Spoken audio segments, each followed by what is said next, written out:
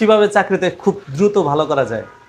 আমরা অনেকেই আছি যারা জুনিয়র, তারা কিভাবে চাকরিতে ভালো করব সেটা টেনশনে থাকি। আবার অনেকে দীর্ঘদিন যাবত চাকরি করতেছি বা চাকরিতে ভালো করতে পারতেছে না। তো সেই ভালো করার খুব সহজ কয়েকটা টিপস। নাম্বার ওয়ান টিপস হচ্ছে, আপনি যখন অফিসে যাবেন তখন অবশ্যই আপনার অফিস যদি 7টায় থাকে, আপনি অবশ্যই 10 মিনিট আগে ঢুকতে হবে। সবসময় পারলে চেষ্টা করেন 15 মিনিট আগে ঢোকার। অথবা সবচেয়ে বেস্ট হচ্ছে আপনার যত এমপ্লয় যখনই আসে তাদের সাথে মিনিমাম 10 মিনিট আগে আসার। কারণ এখন সব জায়গায় ক্যামেরা আছে। যখনই আপনার সুপারভাইজার দেখবে যে অফিসে কে আসছে কিনা, এখনও কেউ আসছে কিনা, যখন ক্যামেরা অন করার সাথে যেন আপনার চেহারাটাই তার সামনে চলে আসে। এবং দ্বিতীয় টিপস হচ্ছে, আপনি সবাই যখন অফিস শেষ করে চলে যাবে আপনি তখন যাবেন না। কখনো ডিউটি টাইমের 2 মিনিট আগে যাওয়ার চেষ্টা করবেন না।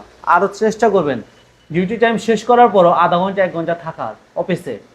কারণ ইনকেস যদি অফিসে কাজের কোনো ব্যাঘাত ঘটে, তখন অফিসের সিনিয়র যারা আছে, বস যারা আছে, তারা ওই বিষয়ে জানতে চায়। তখন ওই শিফটিং ওয়ার যদি থাকে বা তারা চলে গেলে তখন এটা রিমাইন্ডার দেওয়ার মতো কেউ থাকে না।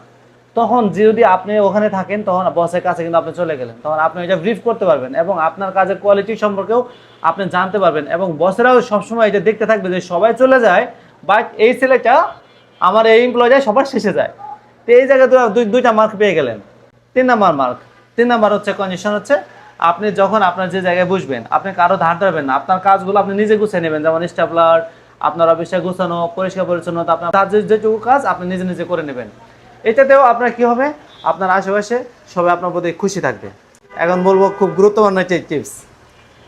এই টিপসটা যদি আপনারা মানতে পারেন, আমার মনে হয় আপনার অফিসের প্রবলেম 100 ভাগের মধ্যে 90 ভাগ প্রবলেম সলভ হয়ে যাবে।